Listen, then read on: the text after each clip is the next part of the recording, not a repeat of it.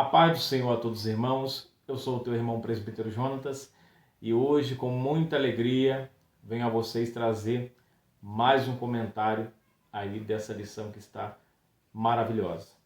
Hoje nós chegamos na lição de número 11, onde falaremos aqui seguindo o seguinte tema: Lucas, Atos, o modelo pentecostal para hoje.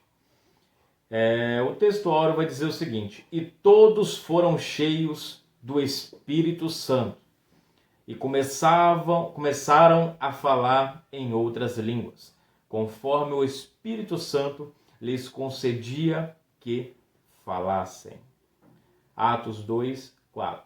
A nossa verdade prática vai dizer o seguinte: a atividade do Espírito Santo e as suas implicações na vida cristã são o padrão bíblico adotado pelo crente pentecostal. Amém? A nossa leitura bíblica em classe se encontra em Lucas 1, aqui do 21 ao 22. Aqui, irmãos, há um pequeno erro, tá, irmão? Um pequeno erro aqui, que eu creio que passou batido na conferência, tá? Da distribuidora, da corretora aí das revistas. Aqui, irmãos, em Lucas 1, 21 ao 22, não faz muito sentido com o tema proposto, tá? Eu creio que a intenção do comentarista não era colocar esse versículo, mas, na verdade, é esse capítulo. Mas Lucas 3, se você abrir Lucas 3, dos mesmos versículos que estão aqui, 21 e 22, vocês vão entender o que eu estou dizendo. Lucas 3, 21 e 22 vai dizer o seguinte: quando todo o povo se batizava, Jesus também foi batizado. E enquanto ele orava, o céu se abriu, e o Espírito Santo desceu sobre ele em forma física, como uma pomba. E ouviu-se uma voz do céu: Tu és o meu filho amado, em ti me agrado. Amém?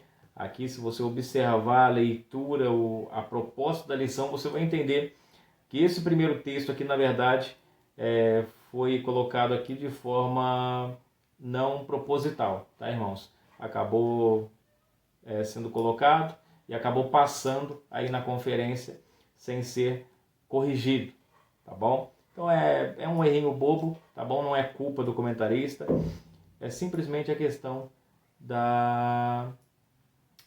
como eu posso dizer, é simplesmente a questão da conferência que acabou passando. Então Lucas 3, 21, 22 vai dizer o seguinte: quando todo o povo se batizava, Jesus também foi batizado.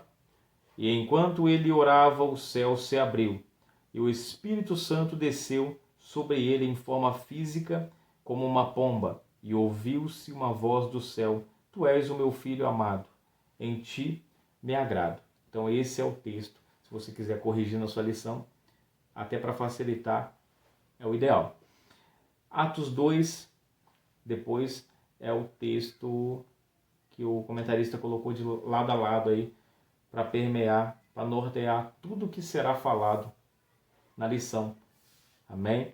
Então, somente isso, não vou ler, tá, a leitura bíblica em classe por completo. Eu só queria fazer esse comentário, essa pequena observação, para que os irmãos não acabassem aí lendo e não faria muito sentido. Primeira coisa aqui, primeiro ponto da lição. O primeiro tópico vai dizer o seguinte: o Evangelho de Lucas, o Espírito Santo no ministério de Cristo. O Espírito Santo no Evangelho. Há alguns fatos aqui que já podemos utilizar, né, mostrando a atuação do Espírito Santo até mesmo antes dessa descida lá em Pentecostes, em Atos 2. Tá? Eu vou estar citando algumas para vocês aqui, o comentarista colocou aqui, eu achei interessante.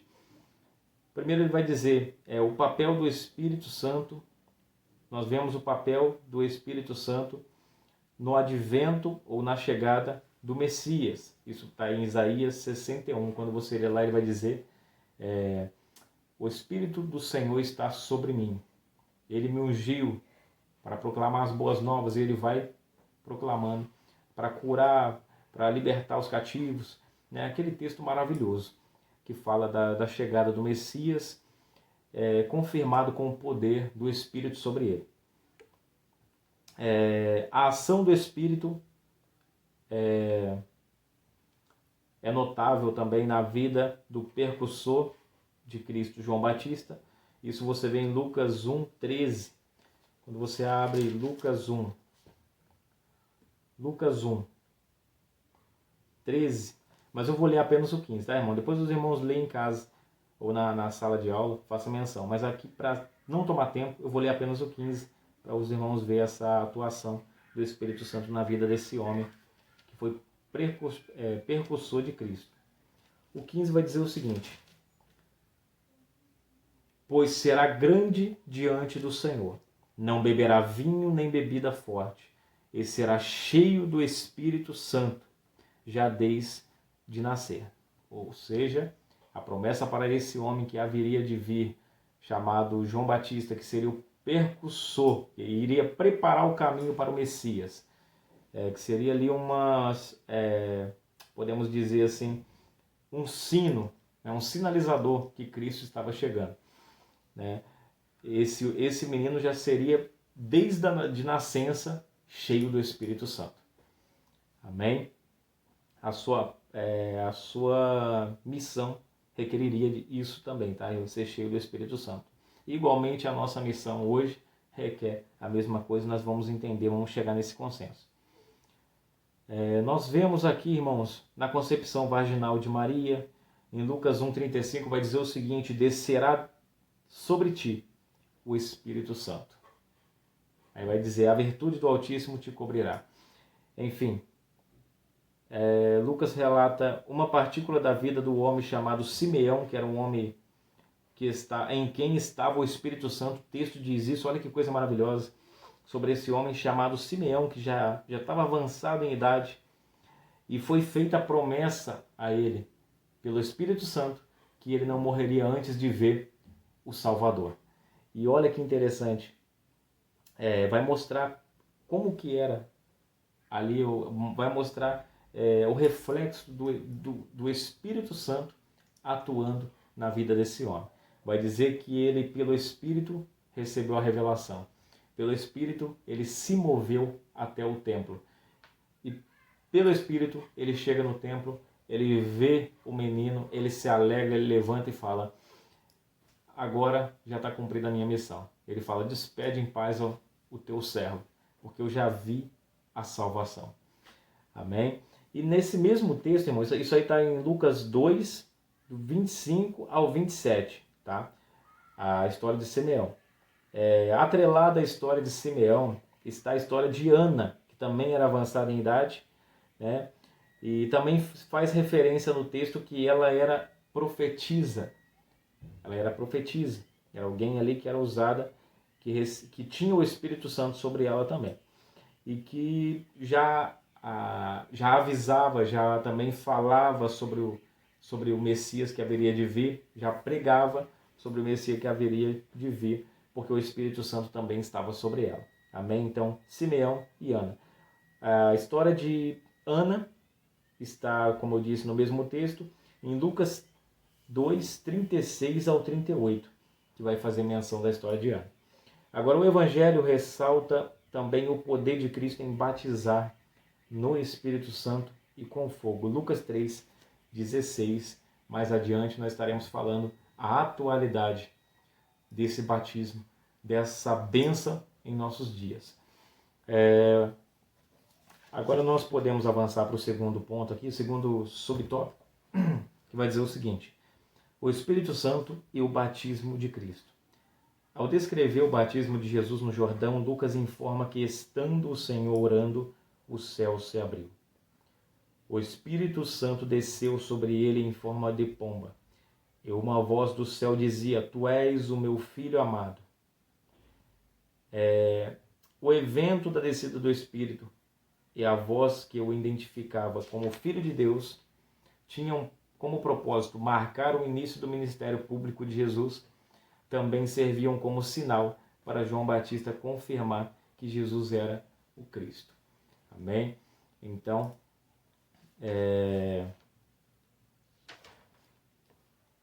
os irmãos recordam desse momento, quando João Batista estava batizando, e ele vê Cristo se aproximando, e na mesma hora ele fala: eis aí o Cordeiro de Deus que tira o pecado do mundo. E vem alguns questionamentos, até que ele vai explicar para aqueles que estavam perguntando, e ele diz: eis que aí está, aquele que eu não sou digno de desatar a sandália dos seus pés. Ele vai dizer: eu vos batizo com água, porém ele vos batizará com o Espírito Santo e com fogo. Olha a diferença. Não que um anule o outro, a importância do outro. O batismo nas águas é importante porque é um testemunho que nós damos ao mundo e ao reino espiritual que nós de fato se arrependemos. É um testemunho que nós nascemos de novo. E agora ele está dizendo o batismo com o Espírito Santo e com fogo, que viria por aquele que ele estava anunciando, que era Cristo. O Espírito Santo e a tentação de Cristo. Jesus, após ser batizado, os irmãos conhecem a história, como forma corpórea, a pomba, o Espírito Santo desce sobre ele e o conduz para o deserto, para ser tentado pelo diabo. E ali ele passa 40 dias e 40 noites em jejum e oração. E isso foi o que o fortaleceu. E a prova final, irmãos, a prova final que Jesus estava preparado para enfrentar tudo que ele iria enfrentar, era a vitória que ele teve diante da tentação. A vitória dele sobre a tentação, sobre o diabo, ali no deserto, foi o atestado maior, que Jesus estava preparado, capacitado pelo Espírito para vencer. Isso já fazendo menção, é claro no texto que Jesus ele venceu pela palavra e pelo poder do Espírito. Sem o poder do Espírito e sem a palavra, não teria como vencer. E isso já nos mostra que sem o poder da palavra sobre as nossas vidas e sem o Espírito Santo, não é possível vencer tentação, não é possível vencer deserto, não é possível passar pela provação e sair ileso lá no final. Amém? Então precisamos ser, assim como conduzido pelo Espírito para os desertos da vida, precisamos permanecer com Ele, ligados a Ele, para que possamos sair mais fortes do que entramos. Amém? Porque a atitude que nós tomamos no deserto é o que vai definir se nós sairemos mais forte ou sairemos mais fraco. Se o deserto vai servir para fortalecer ou vai, de fato, acabar, desvair todas as nossas forças. E isso nós sabemos porque nós vemos no deserto, quando o povo estava no deserto, quantos que ficaram para trás. O deserto ali era para fortalecer a todos, mas só alguns que foram fortalecidos. Aqueles que tomaram uma atitude positiva em relação ao deserto, que não esmoreceram, que foram adiante, que venceram as tentações, que não murmuraram, que abandonaram qualquer tipo de reclamação, de tentação que eles foram ali disposta. Esses homens conseguiram vencer. Esses homens chegaram no final e chegaram mais fortes. Mas aqueles que fizeram tudo do contrário, aqueles que foram conduzidos pelo Espírito, mas no meio do caminho, olharam para trás, abraçaram a serpente no meio do caminho, começaram a fazer tudo que desagradava a Deus no meio do caminho. Já que eu estou aqui no deserto, Jesus não fez nada por mim, então eu vou fazer o que eu bem entender, eu vou dar o meu jeito. Perderam o foco. De forma nenhuma chegarão fortalecidos, mas chegarão com um senso de derrota, porque não venceram. Amém, irmãos? Então sempre esteja com Cristo. O Espírito Santo é a missão de Cristo. O Espírito Santo e a missão de Cristo. Vencida a tentação no deserto, Jesus voltou a Galiléia, conduzido pelo Espírito. Após ministrar em alguns lugares, dirigiu-se para Nazaré. Na sinagoga, ao abrir o rolo de Isaías, leu a passagem que dizia: O Espírito do Senhor está sobre mim. O Senhor afirmou: hoje se cumpriu esta escritura.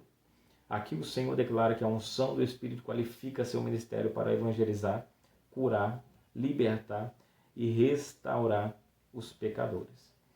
Amém? Então fica muito claro, irmãos, que sem o poder do Espírito, nós não estamos aptos para evangelizar. Nós não estamos aptos para a obra. E principalmente trazendo para obreiros, aqueles que atuam na obra diretamente, de forma direta, não que aqueles que, só os obreiros que devem atuar na obra, todos têm espaço para todo mundo trabalhar. E não se precisa ter um cargo para trabalhar, tá, irmãos? Você trabalha segundo aquilo que Deus te chamou. Todos nós nascemos com um propósito e cada um já sabe para que foi chamado. E nós sabemos que para obreiros, hoje nós temos obreiros que escolhem o que fazem.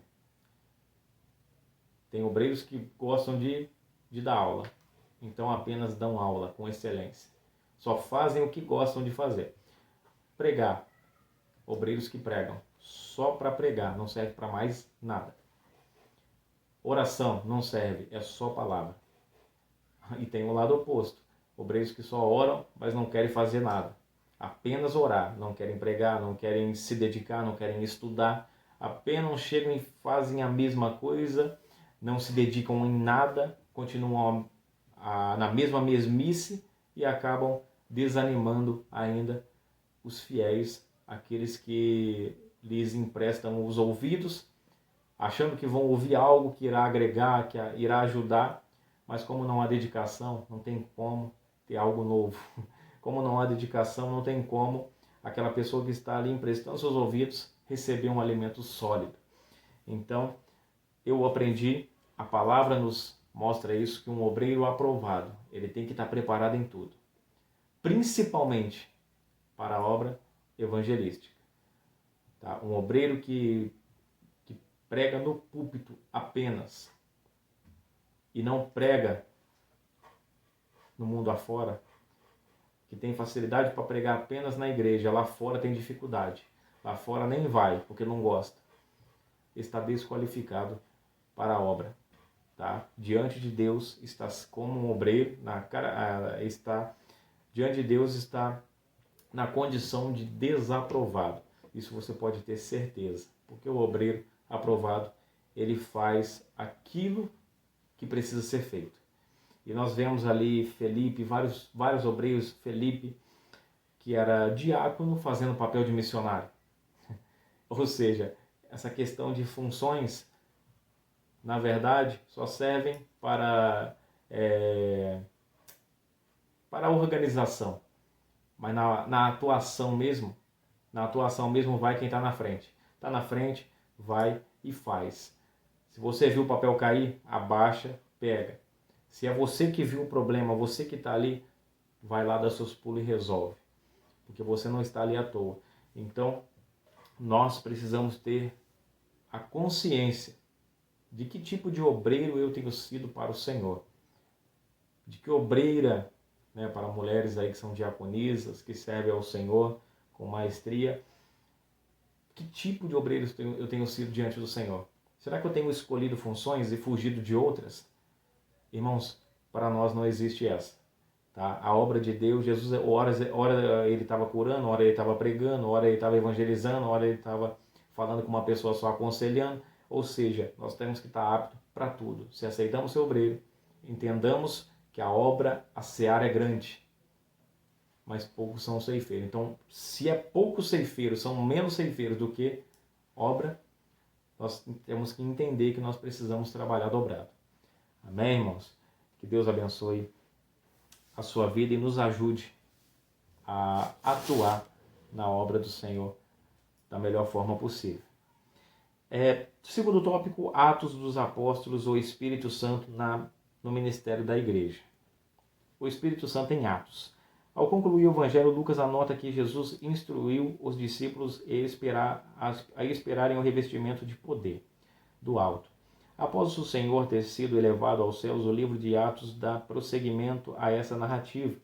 O autor ratifica que o derramamento do Espírito era capacitação, capacitação. Tá? O Espírito já estava neles, até porque em João 21, se não me falha a memória, o Senhor Jesus, quando subiu, assopra sobre eles e diz: recebei o Espírito Santo.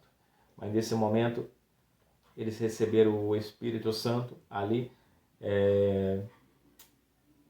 para o Espírito que atuaria na regeneração das suas vidas, que os ajudaria em tudo que eles precisassem, né? Nessa questão, principalmente do novo nascimento, é o Espírito Santo que vem nos ajudando, nos ensinando, nos instruindo para que nós não caiamos nos mesmos erros de antes, tá bom? Então, ele que atua nos reformando dia após dia. Ele foi assoprado, está em nós, em todo crente que aceita Cristo como Senhor. Ele já está em nós atuando e nos melhorando a cada dia, melhorando o nosso caráter, nos aperfeiçoando. Mas agora, você quer capacitação de poder? A capacitação de poder é o que vem no derramamento do Espírito. Revestimento significa vestir aquilo que já está vestido, é revestir, é um revestimento, é algo que vem por cima daquilo que já está vestido.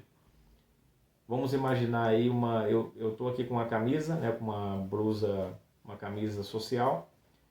Revestimento seria, no caso, eu colocar aqui um terno.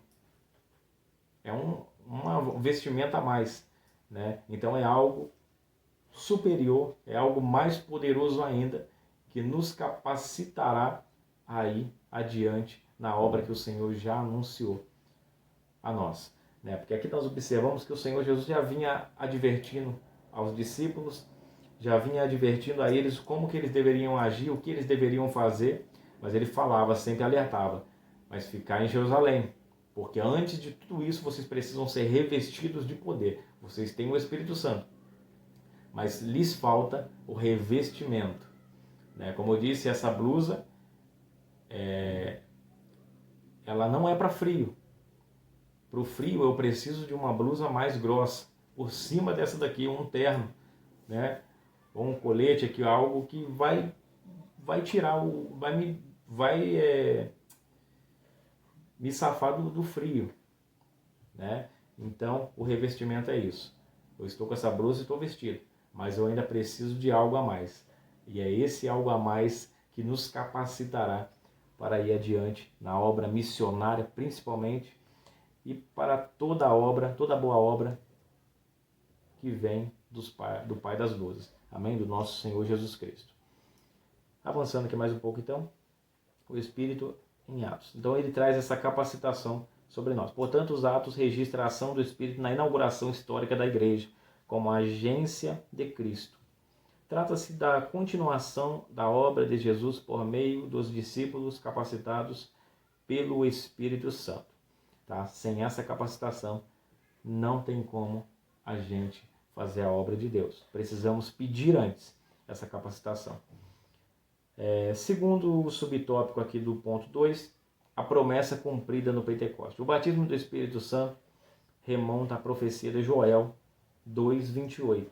Cristo a ratificou como sendo a promessa do Pai. Atos 1:4. O cumprimento se deu no dia do Pentecostes. Atos 2:1. Os discípulos foram cheios do Espírito Santo e falaram em outras línguas. Sinais sobrenaturais marcaram o advento do Espírito Santo. O som como de um vento e as línguas como que de fogo. Desses fenômenos, somente o falar em línguas se repetiria nos demais registros de Atos.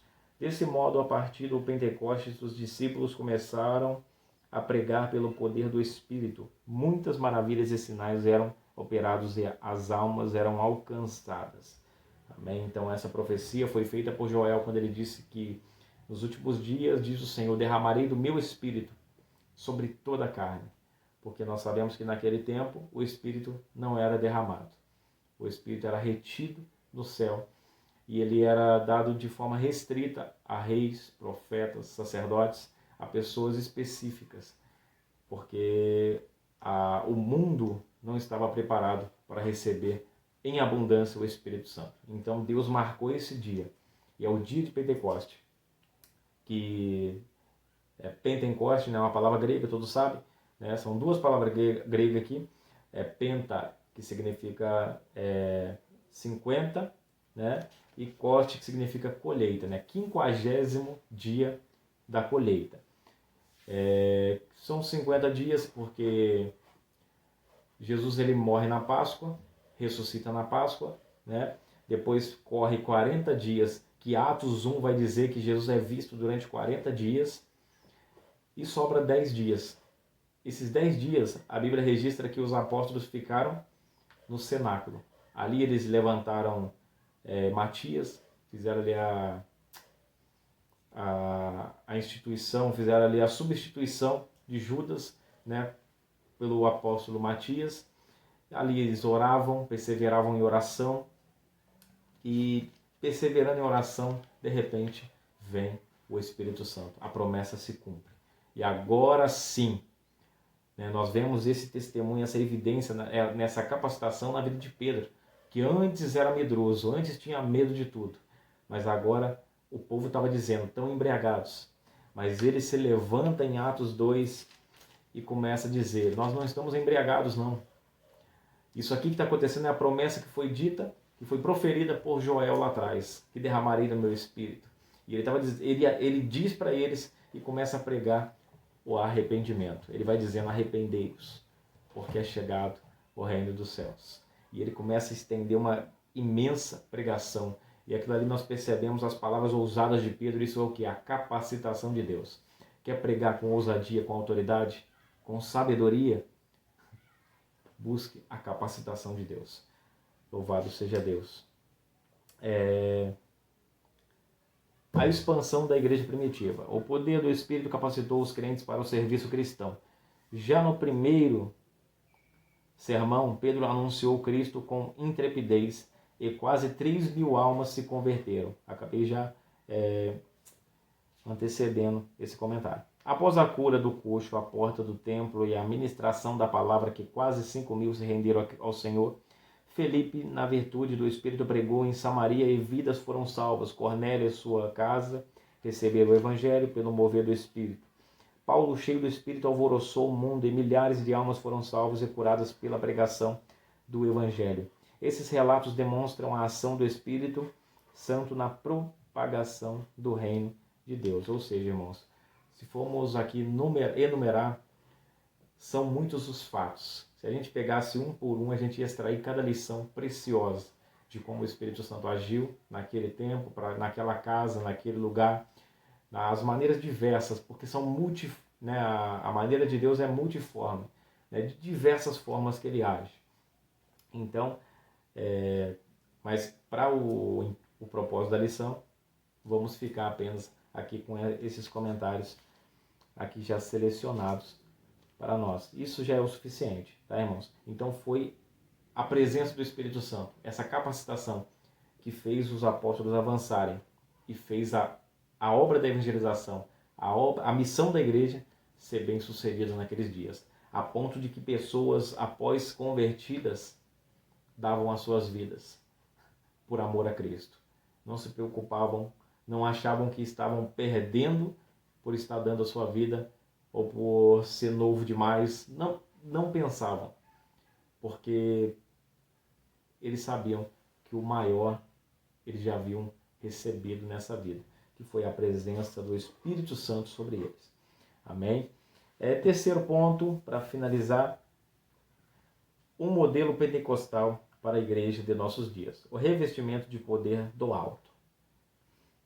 Pedro ensina que essa promessa está em vigor para todos os salvos, em todas as épocas. A experiência pode ocorrer junto ou após a regeneração, ou seja, isso pode ocorrer no período da regeneração, quando você aceita a Cristo, o Espírito Santo já é processado em você para fazer essa obra da reforma, da nova criatura, né? Fazer esse homem velho morrer para o homem novo nascer, um homem agora arrependido, né, com uma nova perspectiva de vida, um homem que deixará tudo para trás. É o Espírito Santo que vai começar a operar essa obra. Pode ser que nesse mesmo momento o Espírito possa te batizar, você possa ser batizado com o Espírito Santo.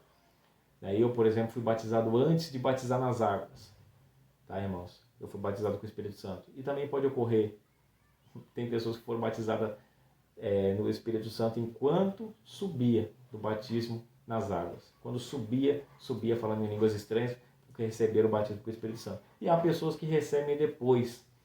Há pessoas que 20 anos depois, há pessoas que 30 anos depois, tá bom? Isso vai do tempo de Deus e também da busca, tá bom? O quanto nós buscamos, o quanto nós queremos esse revestimento de poder. Então, para todo crente salvo. Então, se nós não estamos recebendo, é porque está faltando o quê? Busca. Tá, irmãos? Busca. Vamos avançar mais um pouco aqui para finalizar. Todo salvo em Jesus recebe o Espírito Santo na conversão. Porém, o batismo no Espírito Santo é algo distinto do novo nascimento. Significa o recebimento de poder espiritual para realizar a obra da expansão do Evangelho. Ou seja, enquanto a salvação, o Espírito Santo ele já é processado em nós a partir da conversão, quando eu me converto ao Senhor, quando eu confesso a Cristo como Salvador, eu posso escolher entre ficar apenas ter o Espírito Santo em mim trabalhando na minha vida, e fica tudo bem. Eu vou ser aprimorado, vou ser preparado e naquele grande dia serei salvo. Tá bom? Ser um bom homem, produzir bons frutos, digno de arrependimento, serei salvo. Mas para trabalhar na obra de Deus, precisa-se da capacitação do Espírito, que é esse revestimento a mais. É quando o Espírito vem e se apodera de nós, né? E é o momento que nós falamos que a língua estranha, a Bíblia nos ensina, porque em todos os episódios que se fala que foram cheios do Espírito Santo, há evidências de línguas estranhas. Então, por isso, nós dizemos que as línguas estranhas são a evidência dessa capacitação, não de ser cheio do Espírito Santo, porque podemos ser cheios do Espírito Santo e não falar em línguas, tá, irmãos? Mas dessa capacitação, desse batismo no Espírito Santo, com o Espírito Santo, a evidência é as línguas estranhas. Amém? É a ideia de dar uma panela de pressão. Ela vai enchendo, vai enchendo, vai enchendo, vai enchendo, quando de repente ela dispara em línguas estranhas, tá bom? Assim é o fogo do Espírito em nós. Ele vai nos aquecendo, nos aquecendo, nos aquecendo, e quando vemos, já estamos falando em línguas estranhas, as palavras vêm à nossa mente e nós a liberamos, tá, irmãos? Uma coisa que eu preciso aqui dizer aos irmãos, aqueles que têm buscado o batismo com o Espírito Santo, é que o batismo com o Espírito Santo não é algo que você recebe em transe. Tá? Não é o Espírito vai entrar e a sua boca vai começar a mexer sozinha, as palavras vão começar a sair sozinha da sua boca. Não. Tá, irmãos? O Espírito Santo ele não rouba a consciência de ninguém. O que vai acontecer vai ser que você vai sentir uma presença gloriosa do Espírito Santo de Deus. Uma presença gloriosa que você quase não vai suportar segurar.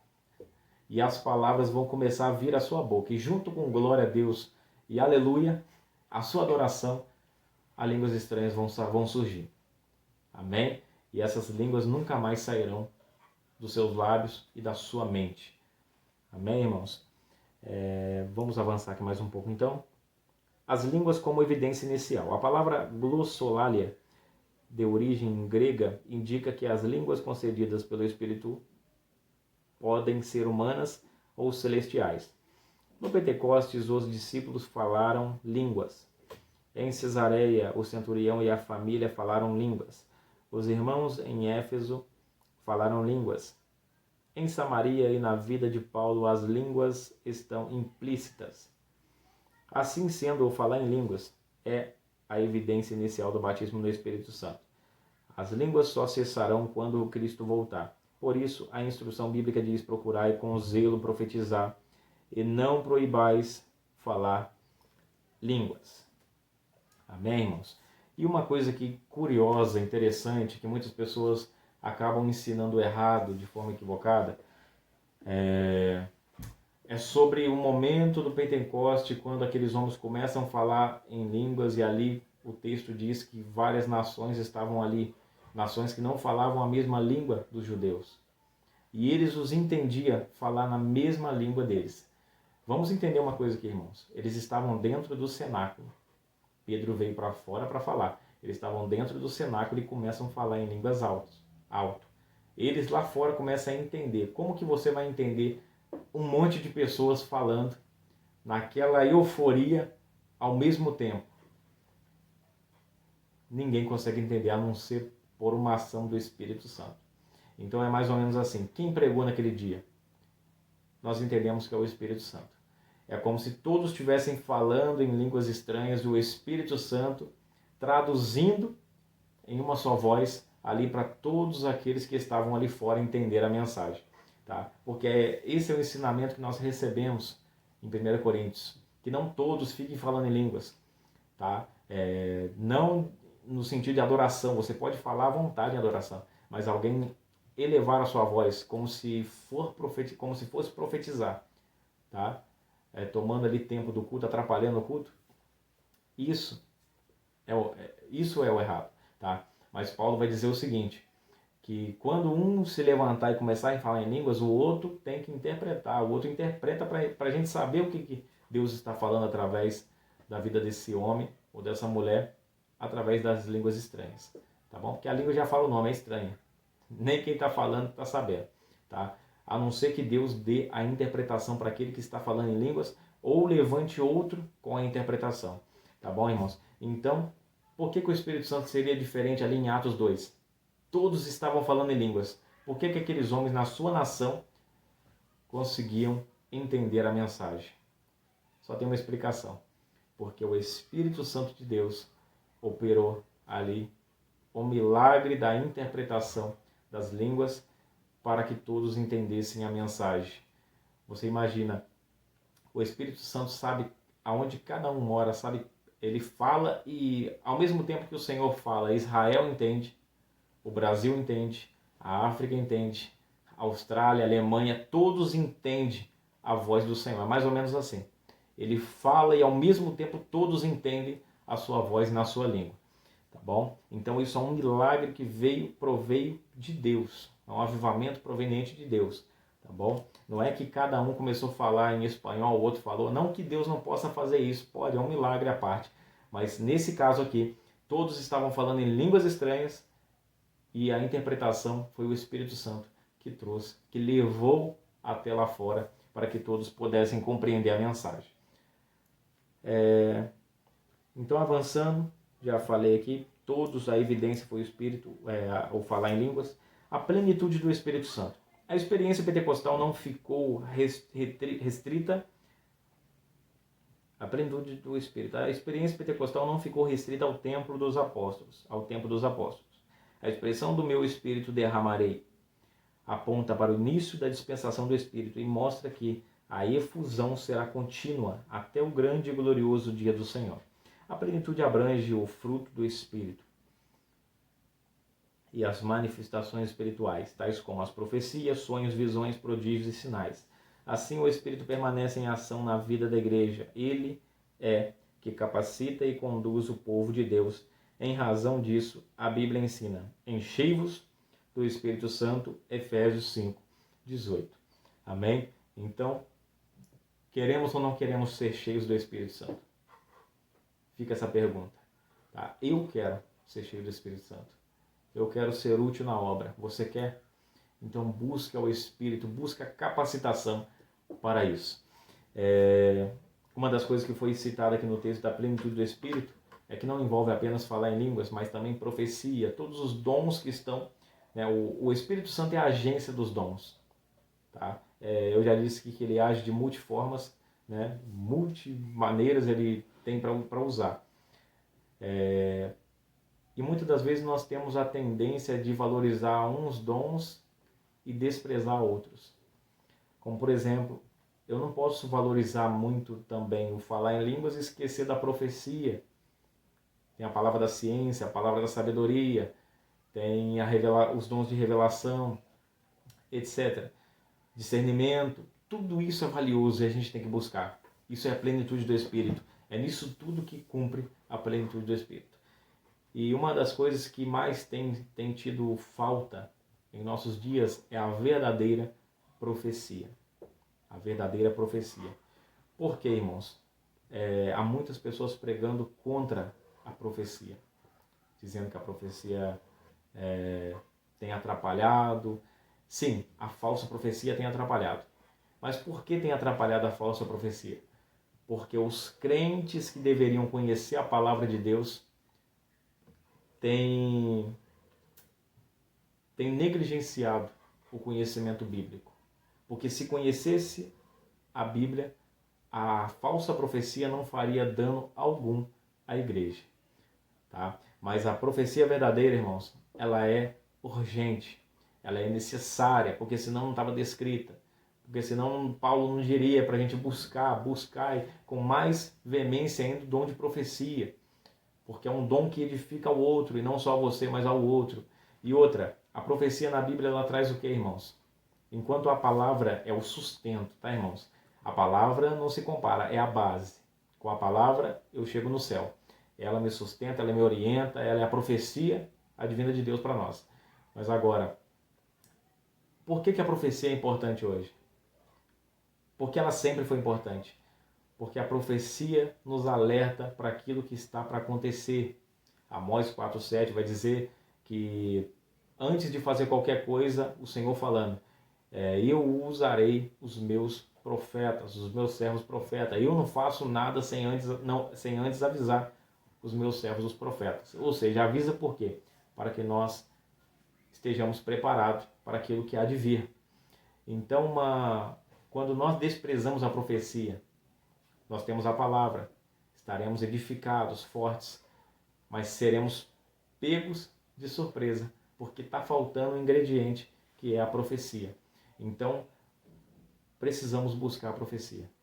Precisamos buscar o conhecimento da palavra, a interpretação da palavra, a como pregar, expor de maneira clara e objetiva para que os irmãos entendam a palavra, e precisamos buscar o dom de profecia novamente, para que volte à essência, aquele cristianismo que iniciou quando a igreja estava naquele mover e de repente uma irmã ou um irmão levantava-se, falando em línguas estranhas, e todo mundo já sentia o temor de Deus já invadia a igreja.